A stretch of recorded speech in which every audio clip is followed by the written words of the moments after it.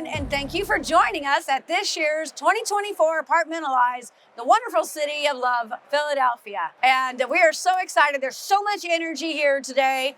The sessions have been great. If you're not here, you should be. I'm just saying, this is where thought leadership happens, where you learn how to run your businesses in the best way possibly, hopefully with some great technology, but you should be here, so be here next year. And I am so excited for our special guest today, who's joining us live from the event, Ann-Marie Bomba, who is our CEO of Strategic Properties. And you, my dear, have had quite the career. I have asked her to join us today for a couple of reasons. One, I've had the privilege of getting to watch her operate as an operator for years, and I've really been inspired by her thought leadership. And so when I think about these things, I could definitely invite Ann-Marie in for Women's History Month, but I didn't want to do that. I legitimately wanted to have you here as a strong, strategic thinker and as the business, and reflect the business acumen that I know you have, because I think that's important.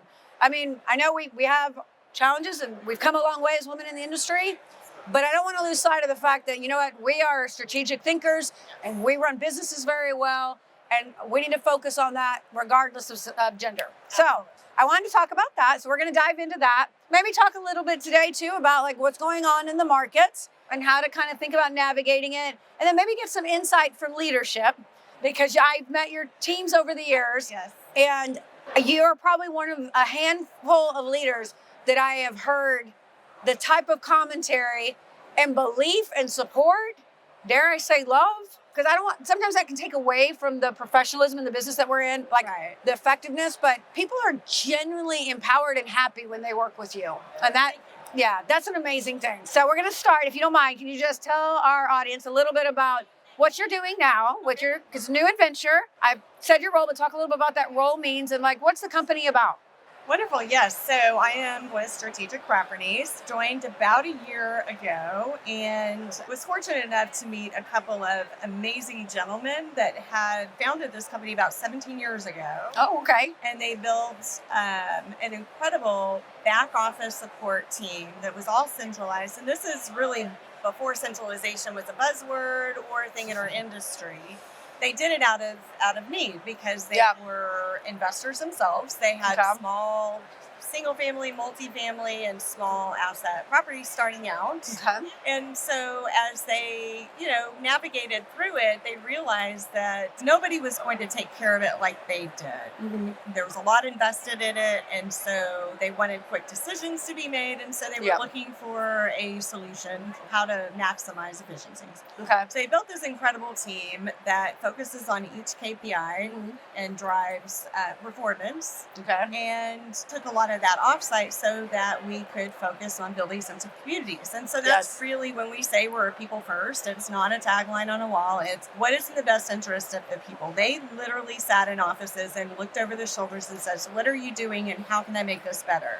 Fast forward, meeting them, learning about them, there was total alignment because we are definitely like people first. And what I think we tend to forget in this industry is all the background noise, the things that are happening in marketing. Really, our core business is the people on site because they drive the results. And if we lose sight of we're here to serve them, then we're missing important steps. Yes, I completely agree. And I think I thank you for making that point, because in my world, focus on report formats and what people are used to seeing.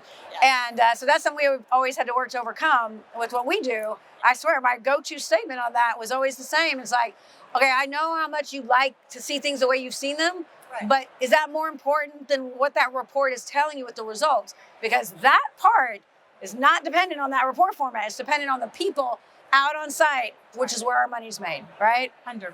Yeah. Yes. And so is it all owner operated right now? Or no, we actually have partnerships, JV partnerships, all third party, it's a variation of different things. And then my partners are developing about 6 projects in Miami and Texas. Oh, very exciting things to come. Absolutely. I should go check them out for you in Miami. Yes, you should. I think we can do some research. Yeah, some shopping reports. I volunteer now. Well, and I know before of this role that you were, you founded your own company. I did. Right? And that was a fee management company, yes? It was. Yes. Yes. That is probably one of the, I don't know if affordable is harder than fee management. I almost think they might compete depending on the day, because there's a lot that goes into being a good, solid fee manager. And so how is that? I want to dive into that a little bit, because when the economy gets tough, we saw this in the great financial crisis. Yes.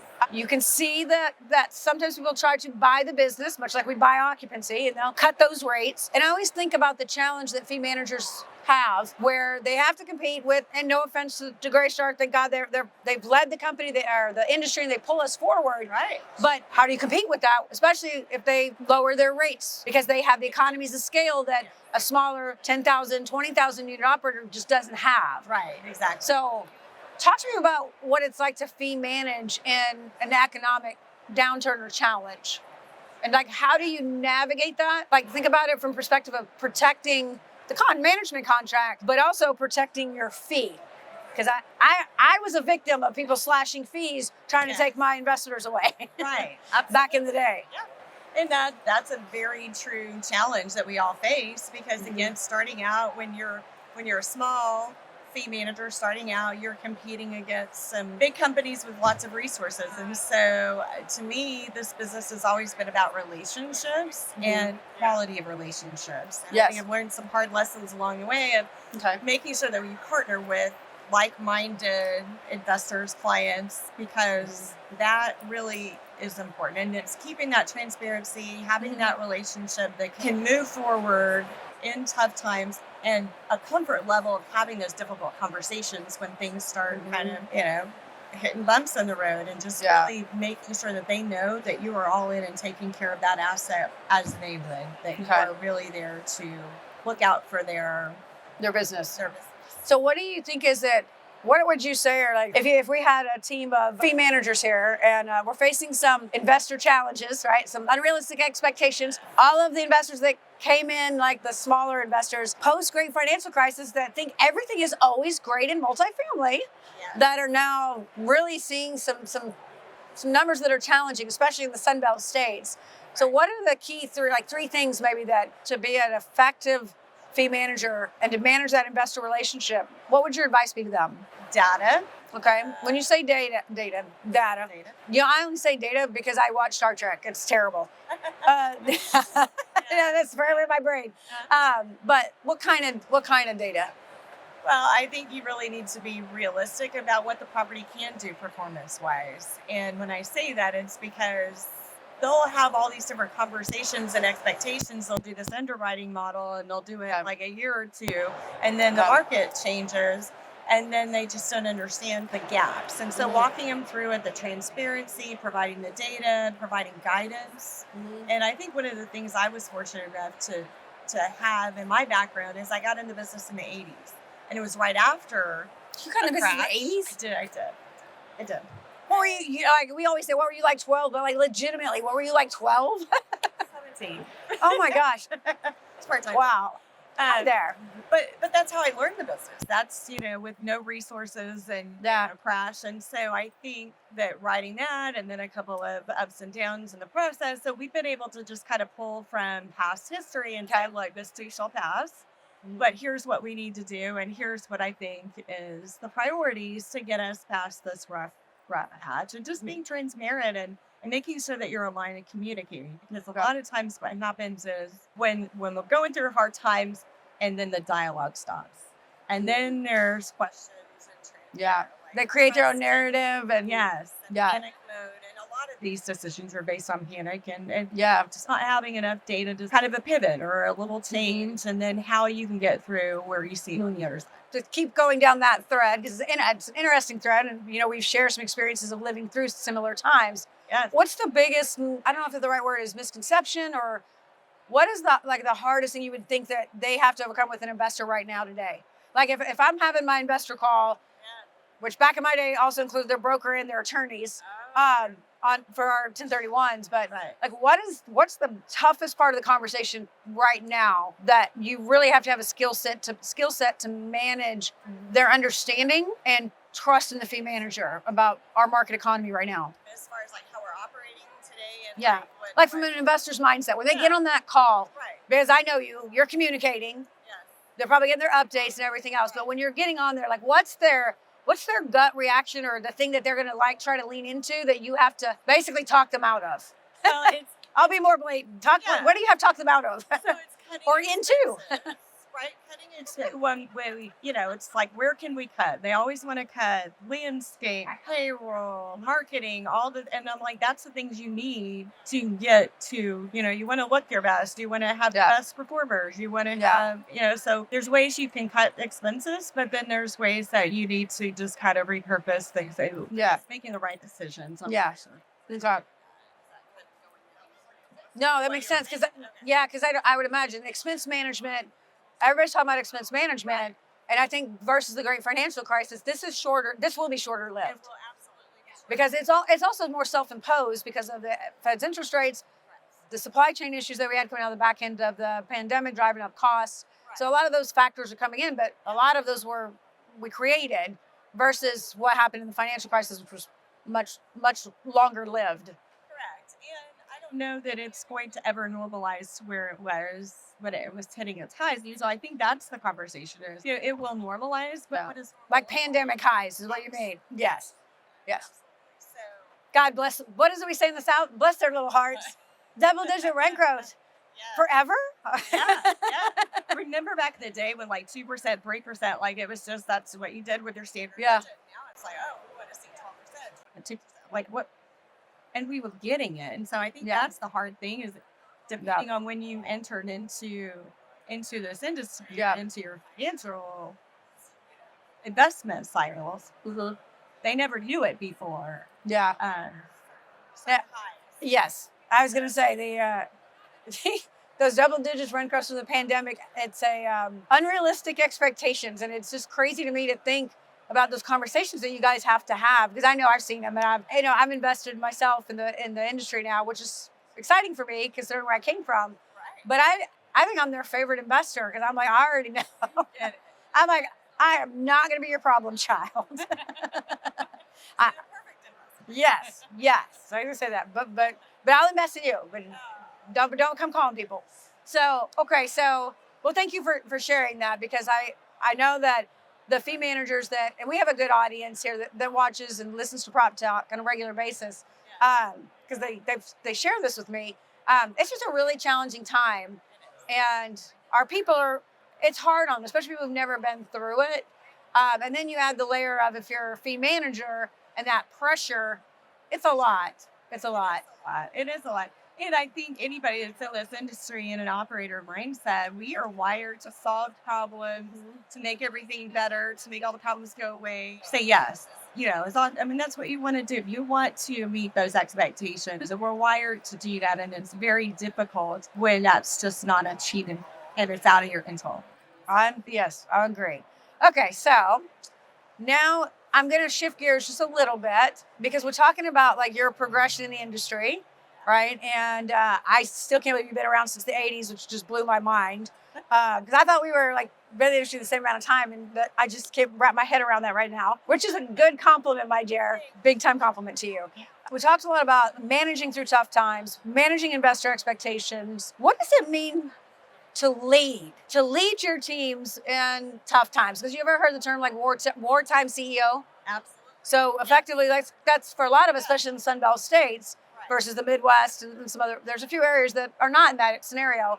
What does it mean to be that type of leader? Be a servant leader and to navigate through. I think it's just, again, it comes down to communication, setting the right expectations, and then really being there to support them through it, because they're going to go through times that they've never seen before. And they're, again, they're there to please and to make things happen. And so I'm seeing a lot of operators just really not know how to navigate through disappointing clients or meeting those, not being able to meet expectations. So as a leader, you've got to set the example, always continue to have that support for them, give them all the tools, but to listen. Yeah. Have to listen to what the challenges are. Because we think we can solve it from corporate level, but they're living in it in the day-to-day. So I think in the trenches.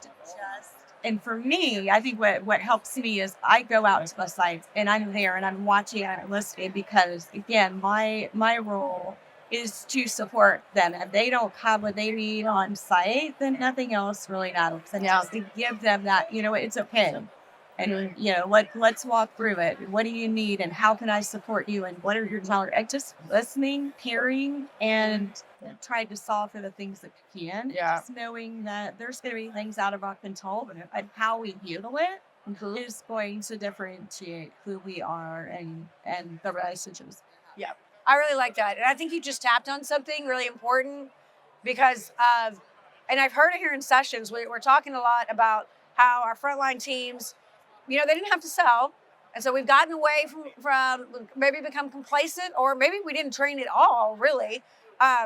Especially if they came on, because we were 70% industry churn in the front line. So a lot of people maybe changed jobs, but a lot of new people came in that may never have gotten how to sell on value versus price. So I've heard a lot of focus on that, but I think what you just said about challenging market conditions and about how to have a disappointing conversation, that needs to be a whole session all by itself.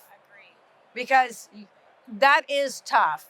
And because you don't know by having, it's funny, I think I just had PTSD with you. Back when I was a property manager in the late 90s, early 2000s, we had the financial downturn then. Man, it is intimidating as a property manager. You don't know, am I going to lose my job because of what I'm saying? Right. Am I hurting the management company? Yeah. And so I love that you said that. What do you think makes for that effective communication for them? Being comfortable with clients and really just understanding and having a full picture of what the challenges are, because I've seen a lot of operators just try to bluff it, wing it.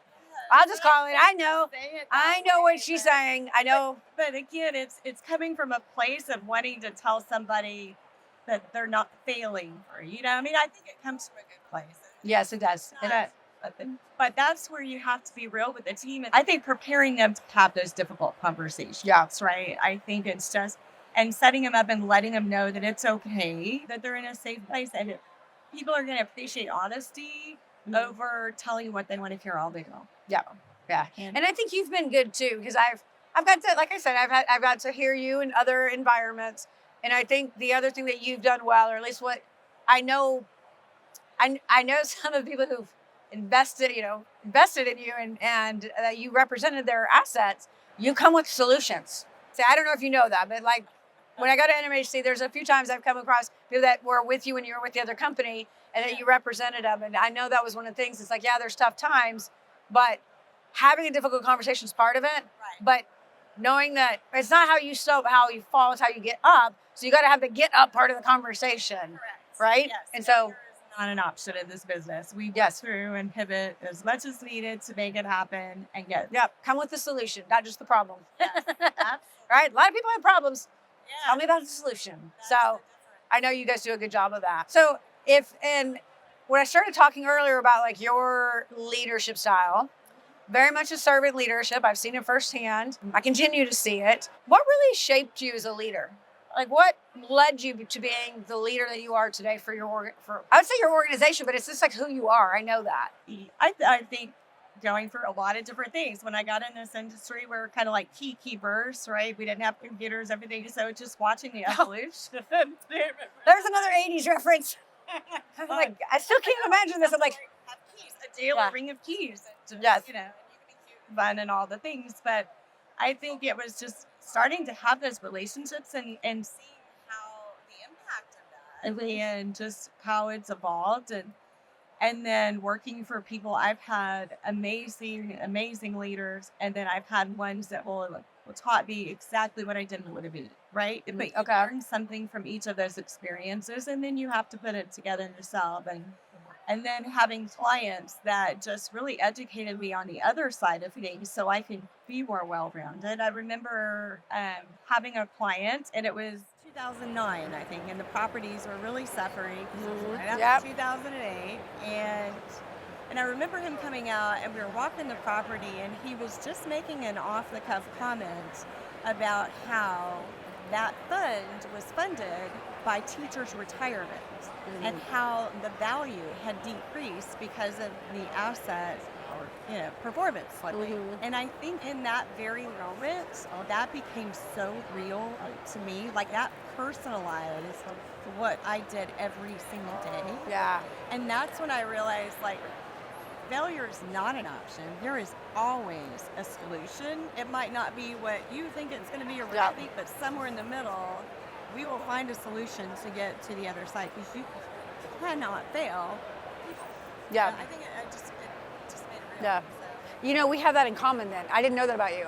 Yeah. When I was with Sequoia, and I got hired into their 1031, they were a sponsor and then the management company. And I was supposed to manage the management company, but as we started acquiring the assets and then we'd have to go out and sell, finish selling them out, I got to meet every single investor. And at that time, most of the investors, for whatever reason in this group, they had sold family businesses.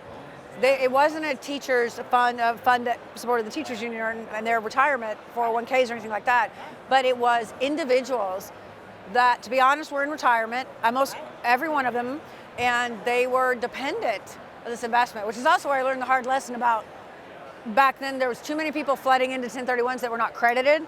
So when the bottom fell out, if they weren't getting a return or their monthly return, I never forget, one of them wasn't able to buy his wife's heart medication.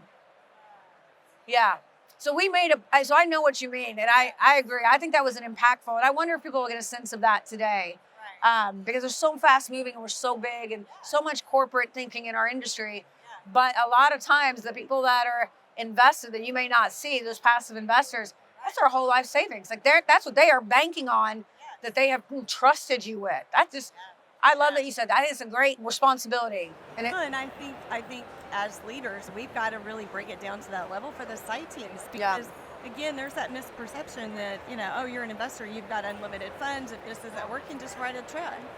That is not the case. Yeah. And so I think when you can make it real, and they understand that every decision or indecision that they make at that site level impacts somebody financially, I think it just becomes more, they take ownership of it. Yeah. They really understand the whole picture. Accountability and buy-in and ownership, they're all key to what you do.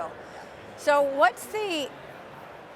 so I know you said you're good leaders and you've had great, been blessed that way, but we also have some that we're supposed to learn from. What's the toughest lesson you've learned, personally? That I don't control everything. Yes, I can, sometimes we're just going to have bad days and I can't.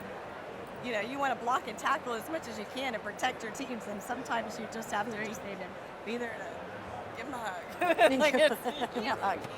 Yeah. I can't control everything, and I think again, like I said, we're wired to please and to say yes and to solve problems, and then when you realize that some things are out of your control. But it's the best thing we can do, and I know, empowering and trusting.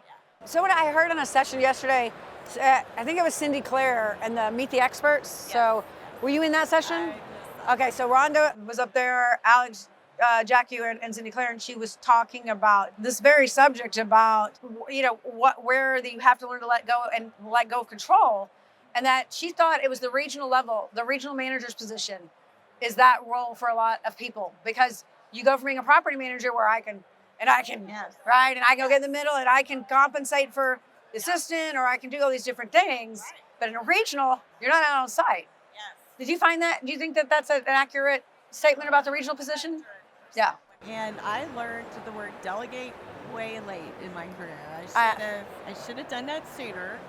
And I, early on, and this is embarrassing to admit, but I came in on struggling assets. I was the fixer, and so they would put me in, and I would just make immediate decisions and say, okay, I've got to cut this team and bring in a new team, have fresh eyes, and train them up, and learn some hard lessons about not making those decisions that fast and reinvesting and really understanding the skill set of the team, and not hiring 5 Ann-Maries. I needed to hire people that had different skill sets, and that you're building a solid team that can really sustain any kind of and have that diversity of thought. So Stephanie with SPH, she did this great session about taking the DISC assessments and really using it amongst our leadership teams in multifamily. Okay. because of what you just said about having that diversity of thought. Because you're right, you don't need 4 Ann-Maries or 5 Ann-Maries, right? You need this balance, and so that you can have some pulling and tugging to do what's best for the business. So yeah, that's great. That's great insight. If you think back about through your career, has your definition of success changed from where it started to where it is today? Absolutely. I started out kind of thinking that I was going to be a truck driver or a criminal defense attorney, and this was just a step together. Those couldn't be any further apart. The things you learn on Prop Talk. My influences were very broad. I love that. And then I got in this business, and I absolutely just fell in love with it. I was, meeting so many people and learning so much about them, and just having those interactions, and that they're really it just feels like a family. I think I just fell into that absolute fun, and I don't even remember her question. She's having happy PTSD. I just love our industry. No, but how's your definition of success changed over time? So once I made a decision, this was my career, chosen field. My career path. I was very ambitious, and I would take on things and wanted to grow and really elevate in my career. And now I'm at a point where, well, again, it was going in and fixing things and just making snap decisions, to being patient and learning to be a leader. Because I was not a leader. Mm-hmm. Okay. I thought I was a leader just because I had moved up in my role. You had a title. Yep. But I, as a person, was not a leader. And that was something I had to come to the understanding. And what does it mean to lead? I wanted everybody to do what I was doing. Well, no, I don't. I want you to challenge. That was a hard thing when you go from trying to control to asking somebody and saying, this is a safe place, challenge me. Because I want to make sure that we're broken rules and seeing things like, how do we solve it together? Your idea might be much better than mine. I'm giving that person and again, changing that dynamic of how I led. Okay. And now I'm at a point where I want to give back. I want to plug in, because I think that there is a big need for people to understand, especially from seasoned professionals that have gone through these downturns. This too shall pass. Yes. And here's how we can work together to get through it. Yes. So it's giving back and just making stronger leaders. Yeah. Yes. Well, I know. I know you do sessions, and you do a great job, and you have a lot of knowledge to share. I know it went all the way back to the 80s, so it's more decades than I thought. You have more downturns than I do. But yeah, I think you're exactly right. And do you sometimes worry? One of the things I asked one of my other podcast guests is, do you really see an environment where we're going to be off-site and we're totally self-serve and AI driven in this industry anytime soon? I think people will try it, and I think some will be successful too. But I think if you really want to build relationships with people, you've got to be brand. Yeah. And we do what they will do, and you need to be available. And I think that's what's going to set some organizations apart, is to still have that people. Yes. Touch. Yes. High touch. Well, you know how I feel about it. I love technology. I'm all for it. That's one of the points I did want to get across, because I've seen in another industry with the vacation short-term rentals, but specifically professional vacation rental managers, not people who just have a one-off short-term rental, how much they're fighting, and like the people who are winning during their downturn, which was last year, how much they're bringing the human back, right?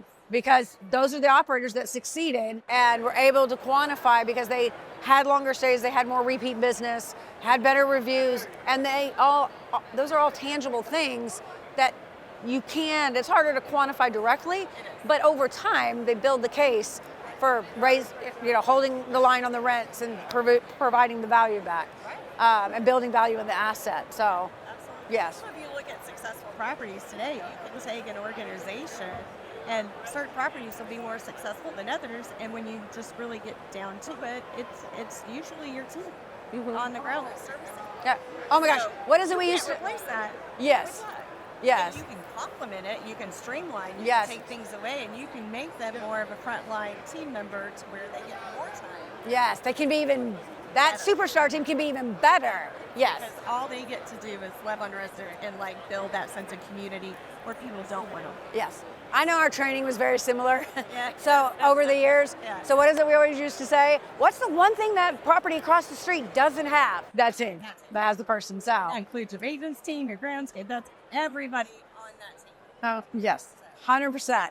Okay, so our last question for the day is future looking, next 3 to 5 years, what's the industry's biggest challenge we're going to have to overcome? How much tech to use and what the right tech is, and The balance, the recipe? I think it is. It's definitely going to be a balance. What does the tech stack look like? How does that partner align with how we're staffing? I would agree. I think so. I don't know if you've seen there's a restaurant in Japan that has a full-on animatronic server. It's terrible. Yes. It's terrible. But that will improve. But I think like all things, life in general, from my limited time on this earth, is a big pendulum swings. We go from one extreme to the other. Exactly. And I think you're right. I think people will see the cost savings, but they will start to realize that they're having potentially increased churn long term. Yep. Maybe not able to defend the price, because where's that value if you don't have people out on site to continue to give an intrinsic value to service? Exactly. And then people are willing to pay for service. Right. Lots of surveys show that people, when it comes down to it, still want to pay for service. Exactly. They don't want to pay for crappy service. Right. And they'll tell everybody about that bad experience. Yes, they will. You know as well as I do, and I know you, we will pay more to have good service. That's why I pay more for my chicken sandwich at Chick-fil-A. I think I'm giving them 2 shout outs today. So anyway, all right. Well, I hope you enjoyed your time. That's our time for today. I think you were awesome. Thank you for your insight. I look forward to seeing what you do with your new adventure, your new company. I wouldn't want to compete against her. That's all I'm saying. I have insight. No, I really do appreciate you. And I love your servant leadership just back to our industry as a whole and sharing your wisdom and knowledge. You've been awesome. Yeah. Opportunity at any time I get to sit with you. Thank you. Okay, guys, we're wrapping up now, so make sure you subscribe to wherever you get your podcasts, Apple, Spotify, but make sure you subscribe to Prop Talk so you can stay connected to all things in the multifamily ecosystem to help you and your teams perform better and improve that bottom line. We look forward to seeing you, hopefully soon. See you next time.